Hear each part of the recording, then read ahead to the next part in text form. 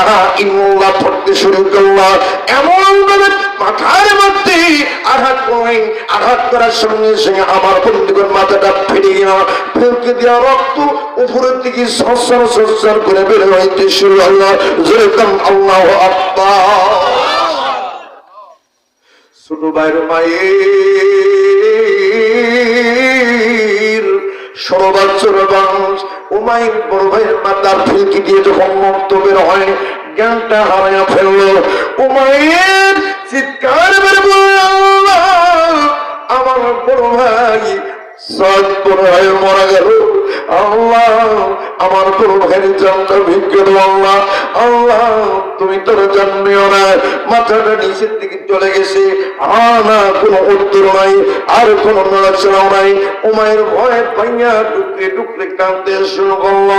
ওই কবরে বসে বলতে শুরু করলো, উমাইর দেখো সাপ কিন্তু মারা গিয়েছে, এমন অবস্থা তোমার হবে, তুমি এখন তাড়াতাড়ি করো কালেমা বাদ দিয়া, ইসলাম বাদ দিয়া মুহাম্মাদের ধর্ম ত্যাগ করো, লাখ মারাতের দিকে আসো। এই কথা যখন বললেন, পড়ার পরে আমার বন্ধুগণ উত্তর দিল, উমাইর ও কাফির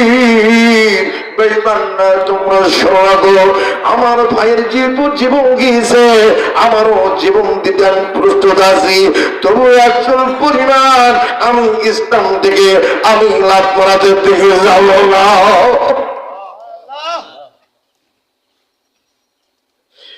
এই কথা যখন বললেন, মুগিরা এমন জোরে আঘাত করলেন, আঘাত করার সঙ্গে সঙ্গে উমাইরের পায়ের একটা বুড়ি আঙ্গুল ছেড়ে দূরে চলে গেল। উমাইরের টুকরি চিৎকার করে আল্লাহু আকবার ডাক দিয়ে অজ্ঞান হয়ে গেল। কে বা কাহারা?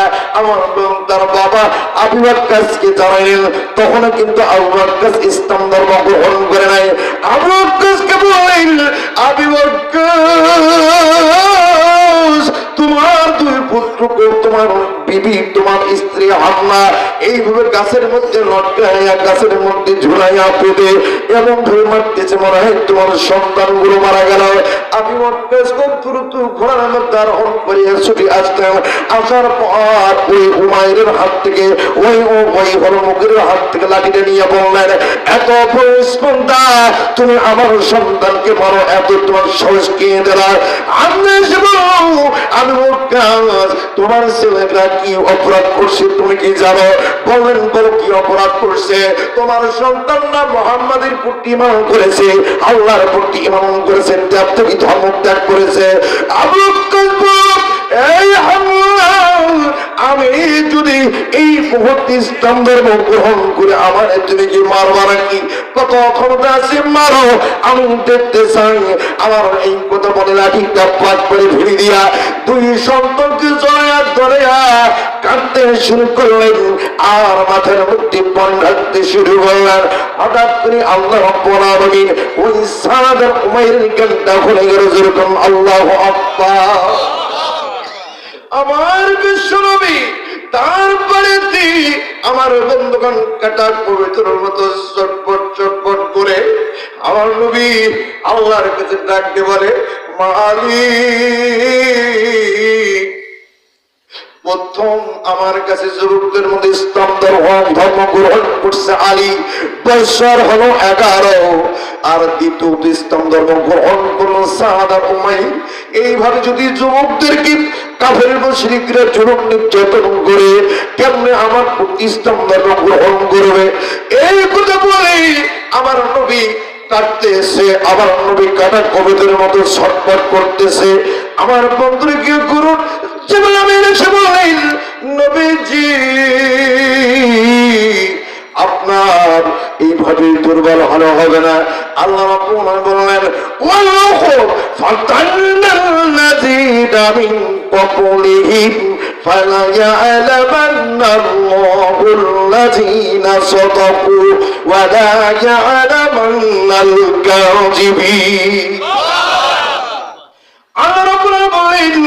বাস্তব ময়দানে আমি পরীক্ষা করে নিয়েছি, বাস্তব ময়দানে কি সত্যবাদী ওয়ালা ইয়ালামান্নাহু কাযিবিন, আর বাস্তব ময়দানে কারা মিথ্যাবাদী আল্লাহ রাব্বুল আলামিন এইভাবে ঈমানদারকে পরীক্ষা করবেন।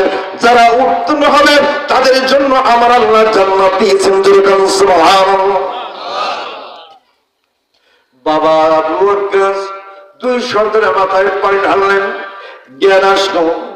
এবার সালাম ব্ল্যাকমেল করতে শুরু করলো হামনা।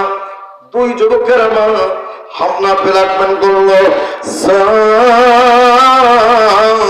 তোমার নবীর কাছে যে ওহির বাণী আছে, ওই ওহির বাণীর মধ্যে লেখা আছে মা বাবার সাথে ভালো ব্যবহার করো, মা বাবার সাথে সুন্দর আচরণ করো, মা বাবার দেখভাল করো, মা বাবার সাথে মা বাবার কথা মতে চলো। এই কথা যখন বললেন, সাত বলে মায়ের বললেন, ও মেয়ে, যদি তোমার কথা আমার নবীর ওহির বাণীর মধ্যে লেখা থাকে অবশ্যই সেটা হবে। আপনি দয়া করে আমাদেরকে ছেড়ে দেন, আমরা মুহাম্মদকে প্রশ্ন করব। মুহাম্মদ যদি উত্তর দেয় তাহলে আমরা তোমাকে সেইভাবে কথার উত্তর দেব। আমার বন্ধুগণ, মা তাদেরকে ছেড়ে দিলেন।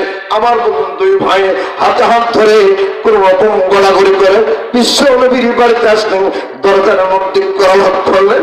করালাপ যখন করলেন, আমার নবী দরজার মধ্যে পিঠ লাগাইয়া দাঁড়িয়ে আছে। তখন না জানি আমার দুই সাহাবী চলে আসে, জোরে করুন সুবহানাল্লাহ। কে আম্মদ বাফত কোলা রাদিয়া আম্বিয়া গো আউলিয়া গো মুহতাজিয়া শাজওয়াতুত রাহমাতুল লিল আলামিন।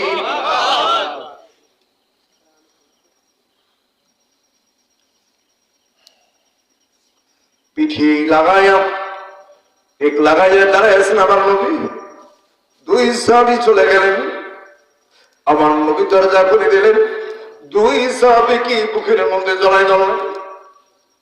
আমার নবী খাদিজাতুল কুবরা কি ডাক দিলেন, খাদিজাতুল কুবরা কই রে কই, তাড়াতাড়ি আসো, তাড়াতাড়ি আসো। আমার দুইজন যুবক সাহাবী এসেছে, দেখো দেখো তাদের কি অবস্থা হয়ে গেছে। আমার বলে খাদিজাতুল কুবরা দুই পেয়ালা পানি নিয়ে আসছে, দেখলেন গোটা শরীর রক্তে রঞ্জিত লালে লাল হয়ে গেছে। খাদিজা কান্দি একদিকে, আমার নবী কান্দি একদিকে। আমার নবী দুই সাহাবী দুই ভাইকে পানি পান করালেন। আর পানি একটা পেয়ালার পানিতে থুতু মরটা দিয়ে আঙ্গুলটা চুবালেন।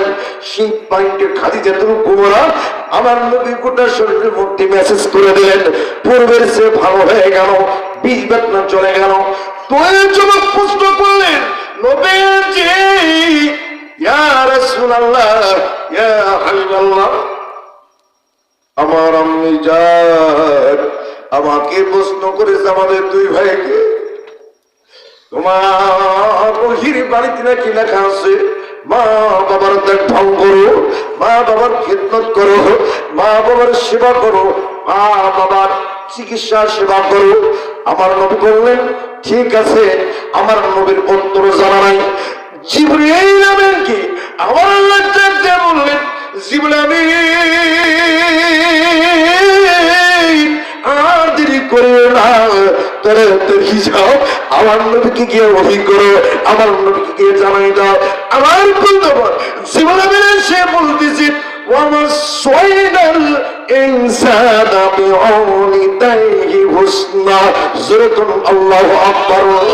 আমার আল্লাহ পাক করে দিলেন, ওয়াসাইনাল ইনসানা, মা আমি তোমাদেরকে নির্দেশ করলাম মা বাবার সঙ্গে ভালো ব্যবহার করো, সুন্দর ব্যবহার করো, সুন্দর আচরণ করো।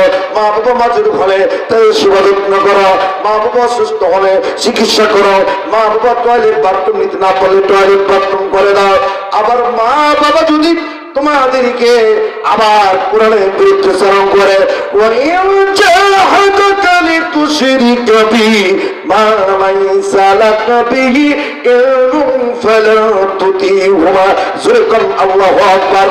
বন্ধুরে আমার আল্লাহ কথা দিলেন, ওয়াইন জাহাদাকা, যদি কোনো মা বাবা উভয় যদি লিতুশরিকা বিমা লাইসা লাকা বিহি ইলম, তোমাদেরকে শিরক করার জন্য বলে, যে সম্পর্কে তোমাদের কোনো ধারণা নাই, জ্ঞান নাই, বিবেক নাই।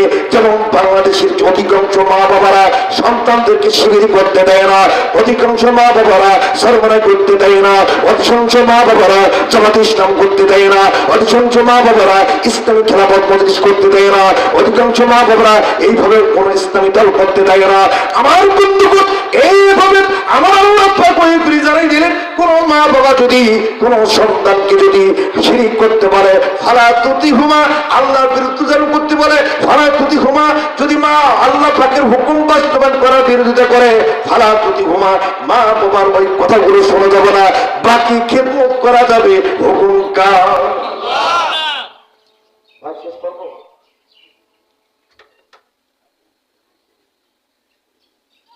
সেটা তোমার মাথায় আছে, সে তো মাথায় আছে। এখন আপনারা যদি বারবার কথা বলি আলোচনা বুঝতে হয়, আলোচনার নোটটা বুঝতে হবে।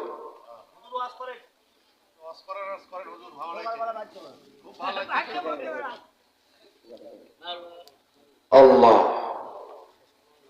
মা বাবা, আল্লাহর পরে মা বাবার স্থান, কার পরে? আল্লাহর পরে মা বাবার স্থান। খবরদার, মা বাবাকে বিচ্যুতি করিও না।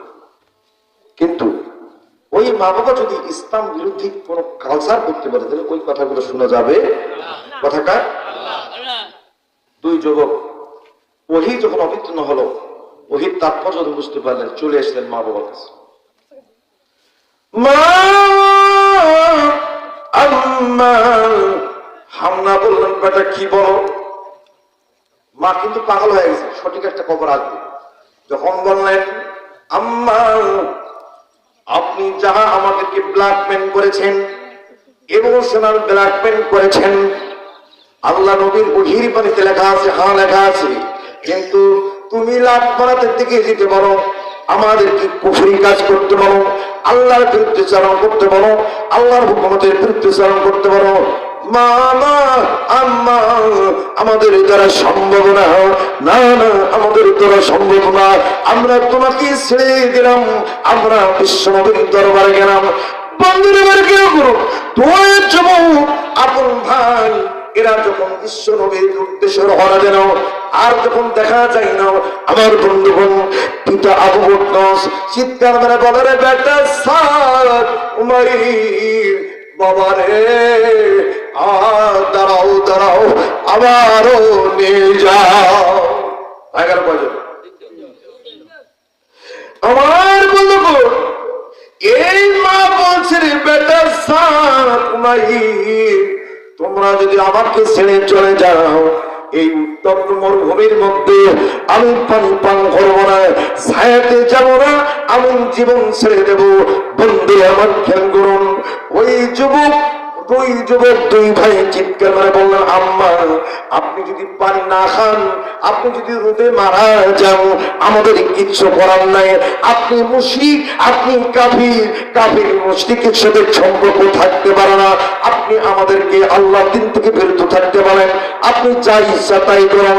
এই কথা বলার পর যখন চলে যেতে শুরু করলো, আর দেখা যায় না, তখন মা চিৎকার করে বলে, ও বেটা ও বেটা সাধু মাই, আমারও নিয়ে যাও। আমার বন্ধু দুই বেটা দুই ভাই দাঁড়ায় গেল, আর মা হামনাও তাদের দলভুক্ত হয়ে গেল। কয়জন হইল? এই মা বাবা ছেলে দুইজন, চারজন বিশ্ব নবীর কাছে গেলেন।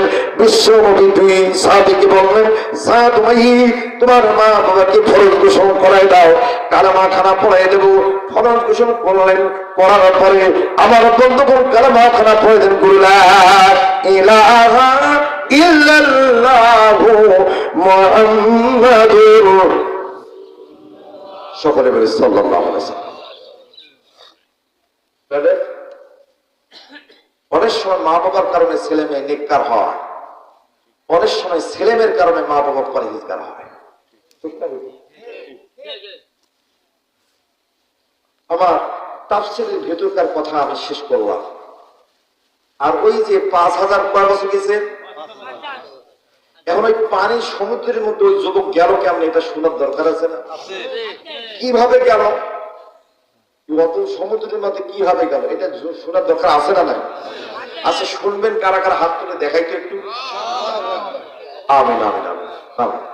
এই যে আমার মুরব্বিয়ার চাচা যুব্বওয়ালা, উনি চলে যাচ্ছে, ওনার মন মনে হয় খারাপ হয়ে গেছে। শেষ করবো, আমি শেষ করবো। হ্যাঁ আচ্ছা, তাহলে শেষ করার আগে এই মাহফিলটা কিসের উদ্দেশ্যে বাবা? মসজিদের উন্নয়ন করবে। এই 3 সেট মসজিদ, মনে হয় মসজিদের জায়গাও হয় না। নিজের বাড়িতে 50,000 টাকার খাট, 1 লাখ টাকার খাট, বাথরুম খানা টাইস করা, ঘরে এসি লাগে, কিন্তু এগুলা কি কবরে যাবে বাবা? কথা কর না কেন? এই জায়গাতে আমার আপনার সবার মন খারাপ যে হুজুর বোধহয় চাই। আচ্ছা বলেন তো, আমি কি আমার বাড়ি বানার জন্য টাকা যাবো? বলেন, তাহলে কথা বলেন না কেন?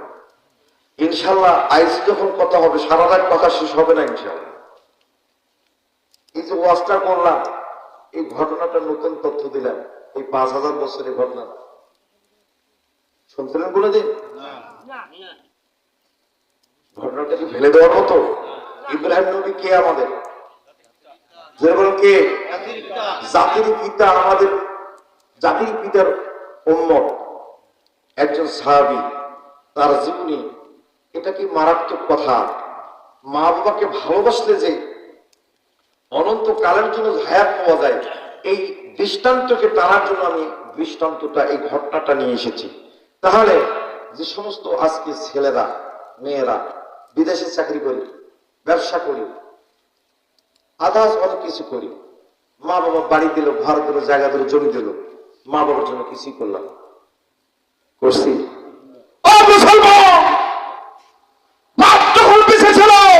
বাবা ওষুধ কিনতে চেয়েছিল, দাও নাই। মা ওষুধ চেয়েছিল, দাও নাই। মা শাড়ি চেয়েছিল, দাও নাই। বাবা লুঙ্গি চেয়েছিল, দাও না। মা হাদিস কোরআনের মায়ের হক কয়বার? 3 বার। মায়ের হক কয়বার? বাবার হক কয়বার? 1 বার। এখন আসেন, একটা মা সর্বোচ্চ 7 থেকে 10 বছর পরিপূর্ণভাবে দায়িত্ব পালন করে, কথা বলেন ঠিক কিনা? কিন্তু বাবা 25 বছর, কত বছর? জন্মের 5 বছর, যেদিন থেকে জন্মগ্রহণ করলো, দুধ কেনা, সুজি কেনা, ওষুধ কেনা, কাপড় কেনা, লেখাপড়া করা, বড় করা, বাড়ি করে দেওয়া, গাড়ি করে দেওয়া, জায়গা দেওয়া, জমি দেওয়া, লেখাপড়া করা, কত কি খরচ, ঠিকঠাক ওইটা মা কি চিন্তা করে? উল্টা মা সেটা শুনছে, গো কি তোমার বেটা পিকনিকে যাবে আগামীকাল, কলেজ থেকে 2000 টাকা লাগে। না না না, টাকা নেই, টাকা নেই, না টাকা নেই। কি বলতে বলছি? আমরা দেও তো দেও, ছোট মানুষ আশা করছে, যাও। পরে কি করে? ম্যানেজ করে আবার আল্লাহর কসম করে বলি, যেদিন থেকে আমার বাবা মারা গিয়েছে, ওই দিন থেকে আমাকে কেউ বলার মতো নাই, বাবা তুই কি খাসিস, বাবা তোর কাছে টাকা আছে, বাবা কেমনি চলিস, এই কথা বলার মতো কোনো লোক নাই। সন্তান একটা অঘটন ঘটে দিয়েছে, বাবার কাছে যে আব্বা আমি ঘটনাটা ঘটাইছি, আমার ভুল হয়েছে আব্বা, আমার মাফ করুন, ব্যবসাটা আপনি দেখুন। বাবা বলছে ঠিক আছে বেটা থাম। দেখছি 5 লাখ, 10 লাখ, 2 লাখ সব দেয়, ঠিক কিনা? এমন কিছু ছেলে আছে মার্ডার করে ফেলছে, করে নাই? কথা বলে আর করেছে কি করে না? খরচ তালে এটা বলেন তো, পৃথিবীর জন্য সবচেয়ে বড় বট গাছ কোনটা? সবচেয়ে বড় গাছ, বট গাছ হলো বাবা। বাবা যেদিন থেকে থাকবে না, পৃথিবীর জমিনে মাটি সরে যাবে। মিয়া চিন্তা করছো বাবা মরে গেলে আমি ভালো থাকবো? না, ভালো থাকবে। তোমার বাবার বয়স 70 বছর, তোমার বয়স হয়েছে 50 বছর, যতক্ষণ পর্যন্ত বাড়িতে আসো না, তোমার মা বিছানার মধ্যে ঘুমায় না।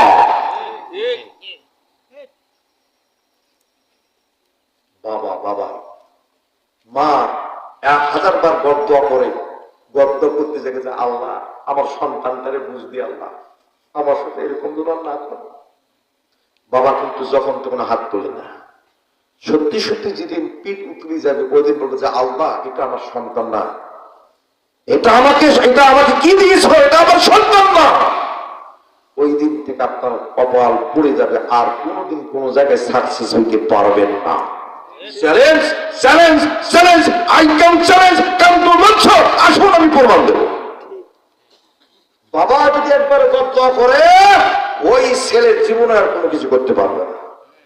যেখানে হাত দিবি সেখানে শেষ, যেখানে হাত দিবি সেখানে শেষ। দুনিয়াকে কুত্তার মতো বেঁচে থাকতে হবে। কষ্ট পাইলে সেই মা বাবা আজকে কবরে শুয়ে আছে, এখন নাই। আল্লাহ, রমজান আসতেছে, বাবা থাকলে প্রতিদিন রমজান মাসে মাছ গুছ খাওয়াইতাম, পাঞ্জাবি দিতাম, লুঙ্গি দিতাম। আল্লাহ নাই, কারে দেব? মা থাকলে দিতাম, মায়ের আদর পাইতাম, মায়ের ভালোবাসা পাইতাম।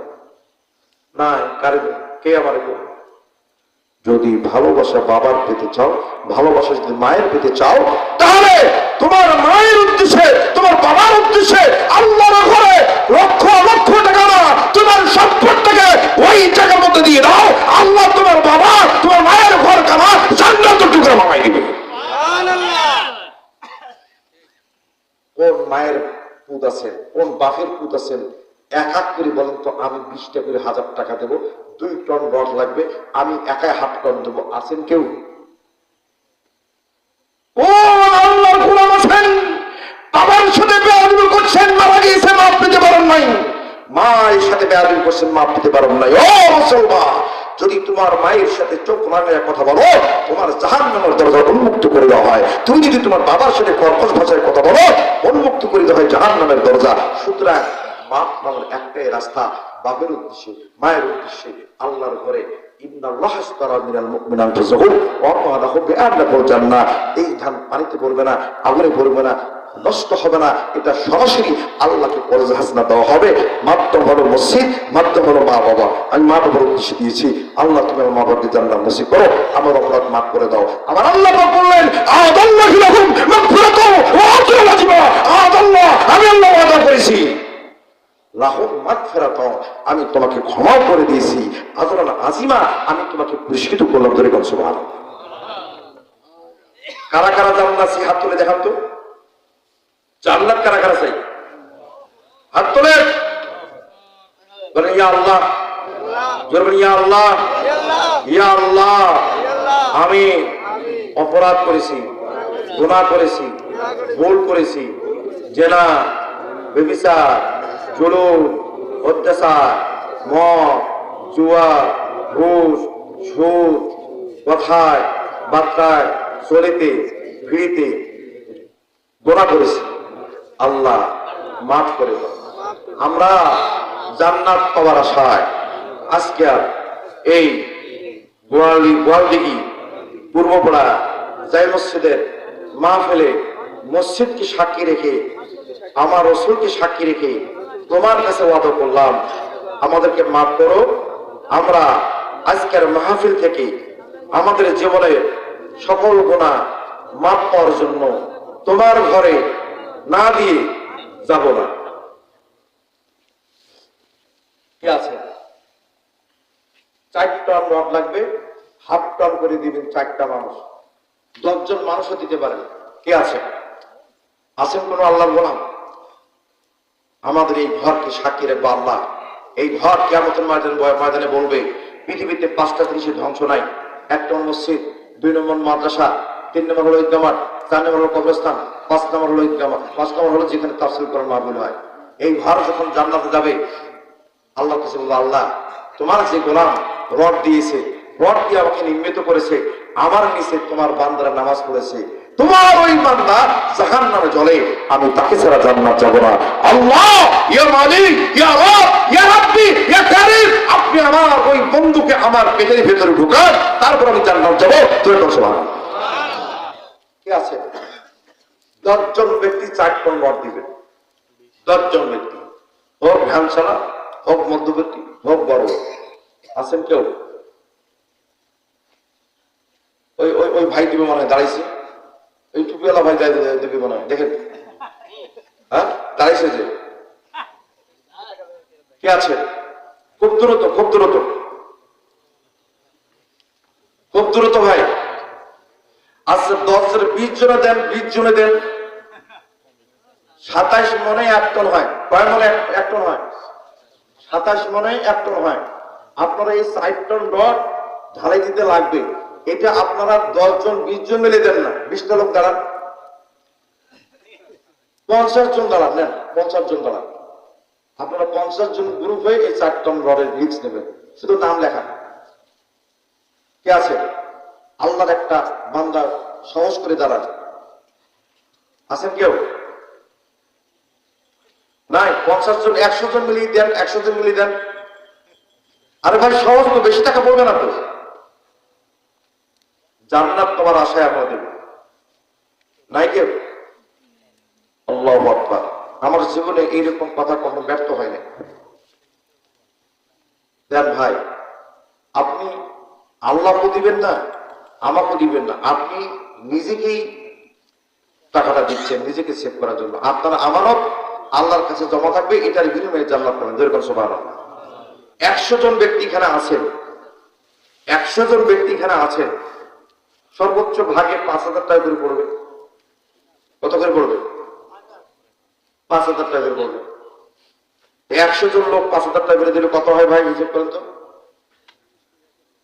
কত হয়? হ্যাঁ, 5 গুণন 100।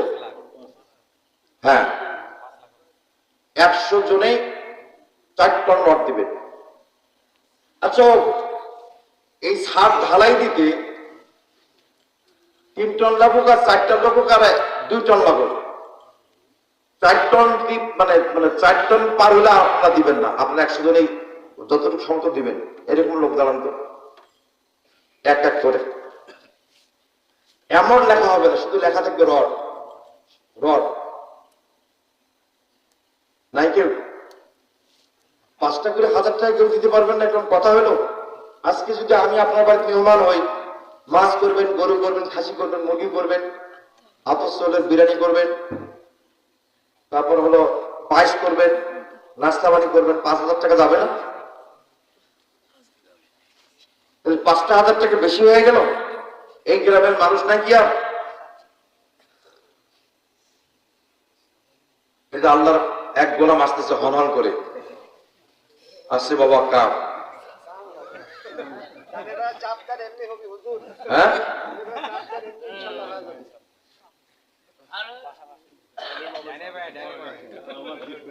বলে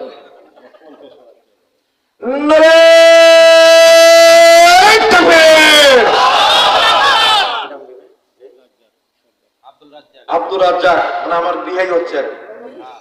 আমি কিন্তু আপনাদের না আত্মীয় হই, বুঝা পেয়েছে? কেমন আত্মীয় হয়েছে? আলামিন আছে না?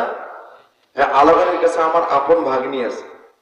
বিয়ের পর থেকে আপনাদের এলাকায় কখনো আসি নাই, আমার জামাই জোর করে দাওয়াতটা দিয়েছে। তা আমার এই বিহাই 50,000 টাকা দিলে খুব ভালো লাগে। 4টা লোকই যথেষ্ট হয়ে যাবে ইনশাআল্লাহ।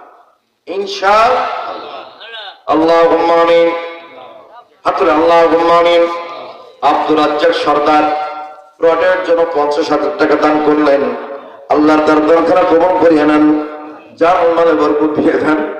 আল্লাহ, মাবুদ গো, তোমার বান্দা দুনিয়ার জমিনে যাহা কিছু করেছে আল্লাহ, সেটা নিজের জন্য, এখন আখিরাতের জন্য, আর আখিরাতের ঘরখানা বানানোর জন্য 50,000 টাকা দান করার নিয়ত করলেন। তারপরে মেহেরবানি করে মাওলা আব্দুর রাজ্জাক সর্দারকে তুমি কবুল করে নাও। আল্লাহ তার দরকার কবুল করে নাও, মঞ্জুর করে নাও।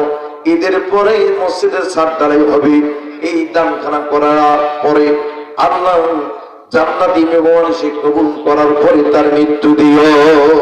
আমি আপনি কত দিবেন? আপনি কত দিবেন?